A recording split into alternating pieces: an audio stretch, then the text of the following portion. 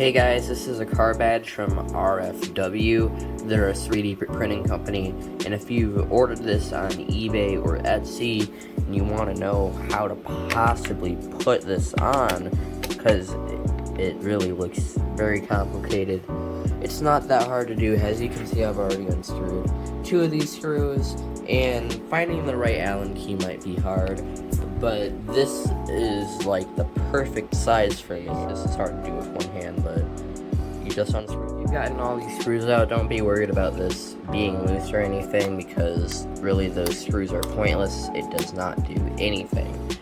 So you want to try and line this up as good as you can, not perfect, and it kind of just hovers over it. You really can't put it on there any correct way, but you can see the screw holes through there.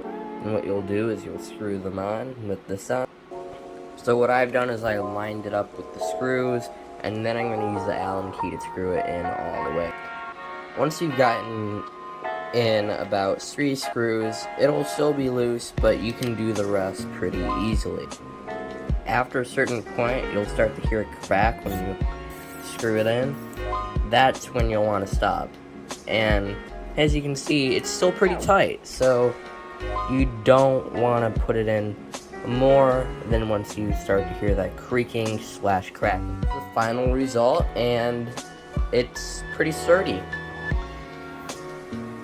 And it blends in perfectly with this little rev limiter thing. And yeah, it matches with the rest of the steering wheel. It looks a lot better in real life than it does on camera, by the way. Made out of all plastic, pretty hard plastic, and this company also makes stuff for the gear shifter. If you're wondering how to do that, you simply just take this off. It's not that hard to do, and then it'll just screw in, and it'll just clamp on right there.